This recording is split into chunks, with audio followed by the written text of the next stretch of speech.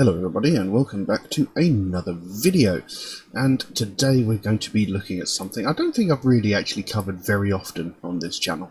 We're looking at some proper old school death metal, and this is like the sort of music that I was really brought up on. You know, I sort of came up on things like Hypocrisy, Deicide, Cannibal Corpse, those sorts of things, you know, proper old school death metal, something you don't seem to find very often anymore, unfortunately. But anyway, today we're looking at a band called Depressed, and tried to find out more about the band. I couldn't really find very much. Excuse me. What I found though is Depressed are a Brazilian death metal band formed in 1998.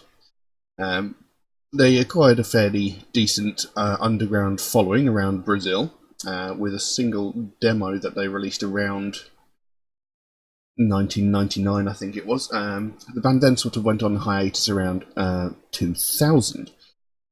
In 2012, the band sort of came back together and started work on their first album, Afterlife in Darkness, which came out in 2015.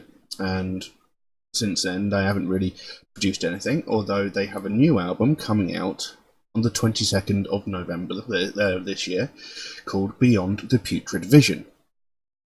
And it's the title track from that album that we're going to have a look at today.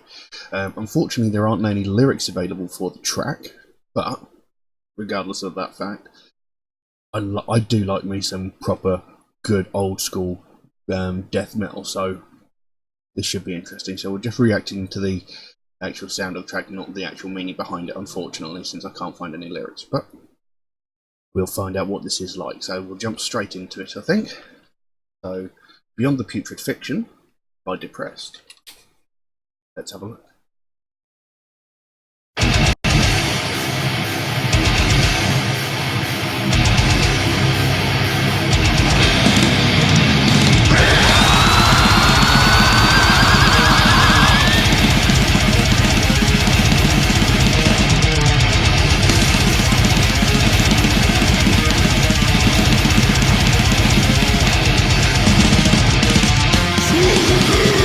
Of the demon.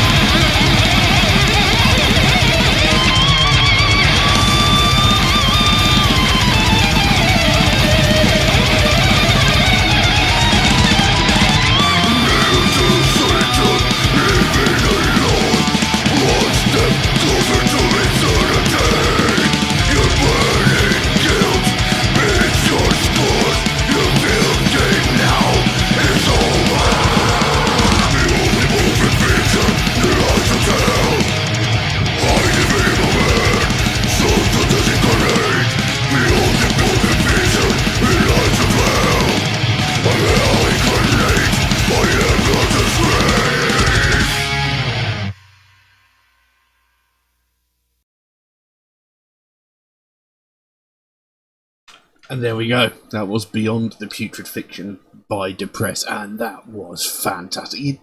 You don't hear enough death metal like this anymore.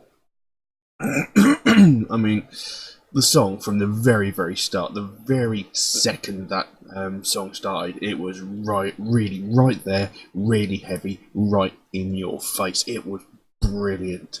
You know, fast, heavy guitar. This is like proper old school death metal. This is the sort of stuff that I remember from like my younger days, just starting out listening to metal, and things like Napalm Death and the like. You know, absolutely fantastic. I love the sound of it. The tempo of that track just went all over the place. Sometimes it was really fast. There was a bit of a, we'll call it a mellow bit, but it wasn't really that mellow. It was just fast, it was hard, it was brutal, it was fantastic. Now, the common themes, obviously, for death metal are things like, well, death, anti-Christianity sort of thing. Not as bad as black metal, but sometimes it is in there. Then you've got things like death, putrefaction, those sorts of things. And given that the track is called Beyond the Putrid Fiction, I'm willing to bet it's floating somewhere along the lines of the latter examples. Then death metal tends to have a bit more deeper meaning than people give it credit for. All too often they're just saying, "Oh, they're talking about murder and death." Well, normally there's more to it behind that, but people just fail to see that. So it's a shame that I didn't have any lyrics, because I would have liked to have explored that song further and actually found out what the track itself was about.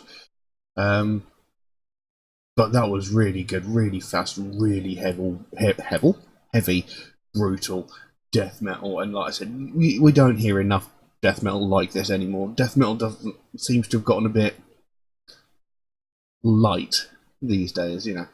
It's still fairly heavy, and you've still got guttural growled vocals, but it's not fast, hard paced like that was. That was just a brutal assault, and it was absolutely bloody fantastic. I really, really liked that. I believe you can actually pre-order their new album off their Bandcamp. I will put links to where you can pre-order the album from. And I think on their Bandcamp, if you pre-order this album, you can get, a digital copy of the other album that they released, their 2015 album, Afterlife in Darkness, I believe. I could be wrong, don't quote me on that. So I might have to have a look into that, because I quite enjoyed that, and I do like myself some good, proper, brutal death metal. Excuse me. Throat still hasn't quite cleared up from the last couple of days. But that was good. That was very, very good. I would have liked to have explored it a little bit deeper, but unfortunately couldn't. I loved the album cover artwork as well. That looked absolutely amazing. Again, you don't really see enough stuff like that these days. I mean, you look at albums back in the day with, like, Carcass. They had an album cover that's completely made out of chopped up pieces of animals and humans and stuff like that. You had all these really cool painted pieces of artwork on, like, Death and Napalm Death's albums. You don't really get that much in the way of artwork like that anymore. I don't know what's going on with music these days. It's all changed to be so clean and clinical, so as not to offend anybody. But there have obviously been exceptions, like Tatengoff Luster, when they did that Faceless Divine album artwork, which looked like the etchings you'd see in old books like Dante's Inferno and stuff like that. That was a fantastic piece of artwork, and the piece of artwork for this album, again, looks fantastic. Really, really good. But anyway, I'm just waffling on now, so I think I'll leave that as it is. If anybody would like to suggest a track for me to react to, then please do so by all means. You can drop a comment in the comment section below, or message me on my Facebook or my Instagram. And you could also message me through my Patreon, where you could also help to support this channel, help me create future content, and possibly even improve the quality of them in the future. And because I haven't exactly got a high production value look going on here, have I? Do know though, if you do make a suggestion, it might take me a while to get around to it, because I get so many suggestions every single day that my list grows faster than I can record the videos. But I do write down every suggestion I get, so it'll get done eventually. It's just going to take me a while to get around to it. Also, Metalhead Reacts is a proud supporter of the Sophie Lancaster Foundation, a British-based charity whose main goal is to put an end to hate crimes, mainly those that are aimed towards people of the alternative culture, people who are getting violently attacked just because of the music that they listen to or the clothes that they wear. It's something I believe in very, very strongly, something I'm very, very passionate about, because, you know, it's something I've been through most of my life, but it's something I think needs more recognition than it gets, because it is a real problem. You know, people are getting severely hurt, severely injured, people are getting brutalised just because of their taste in music. You know, first of all, it's a very odd thing to get beaten up over, you know, just because, you know, you don't like the same music as me, so therefore I'm going to beat you to a pulp. Where is the logic in that? You know, you don't beat someone up because they like, I don't know, DC over Marvel. You don't beat someone up because they like different movies to you, because they like different TV shows to you. You know, you don't beat someone up because they like different foods to you. So why would you beat someone up because their taste in music is different? It makes no sense. You know, if you don't like the music someone's listening to, don't listen to it. It's really, really simple. If you don't like the clothes someone's wearing, don't look at them. Again, very, very simple. Neither of those are excuses to violently attack and beat someone up. And, you know, like I said, these aren't just like the occasional sort of punch or shove. This is people getting actually brutalised. People are getting like beaten to within an inch of their life just because of their taste in music. You know, they're getting targeted just because they stand out, because they're different to the masses. You know, and it's unacceptable. There's no need for it. There's no excuse for it. It doesn't accomplish anything. You know, you might think it makes you look hard in front of your mates, but you're just a dick, basically. You know, it's like, that guy's different, let's beat him up. What at the end of the day are you hoping to prove by it? It doesn't accomplish anything.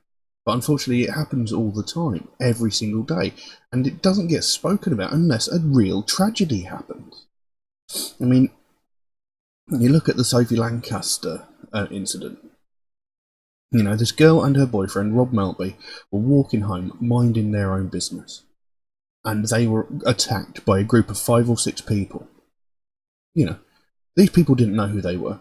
You know, this group of people had no idea who they were. They just saw 2 people in alternative clothing who clearly liked alternative music and thought, we don't like that, we'll beat them up. And they relentlessly attacked them. You know, they beat them, they kicked them, they stomped on their heads whilst they were on the ground. And they beat them so severely that both of them ended up in comas. Rob Maltby thankfully survived, but Sophie Lancaster eventually died of her injury. She was in a coma for 13 days before she died. Just, you know, beaten to death just because of the way she dressed and the music that she listened to. It's unacceptable that this is happening. But like I said, that's the only time this ever gets spoken about, is when something like that happens. And I can guarantee you, since that's happened, since Sophie Lancaster unfortunately lost her life, several other people, hundreds, maybe even thousands of other people, would have been violently attacked because of their taste in music. But it doesn't get mentioned. And it needs to have something done about it. It needs to stop. You know, losing your life over your taste in music, it's the most ridiculous thing. And, you know, this is what the Sophie Lancaster Foundation is all about. They want to put an end to this. They want to stop this happening again. They don't want to see another family go through what they went through when they had to watch their daughter slowly die over the course of 2 weeks. And it's, like I said, it's something I believe in very, very strongly, because I've been attacked countless times because of the music that I listen to. You know, friends of mine, family, have even been violently attacked just because of the music that they listen to. You know, and I'm sure some of you watching have been through it as well. It needs to stop, and this, you know, we need to bring more attention to this. So if you'd like to find out more about the Sophie Lancaster Foundation, there is a link to their website in the description below. You can go over there, find out what they're working on at the moment, find out what their main goal is, because they can explain it better than I can. And if you can help them out in any way, even if it's even if it's a small donation on their website, or even something as simple as one of these wristbands you can get off their web store, the smallest amount can make the biggest difference. And the sooner we can bring more attention to this, the sooner we can help to stamp out prejudice, hatred, and intolerance everywhere. But we're going to leave that as it is for the time being. Thank you all very, very much for watching, and I'll see you again soon. Bye bye.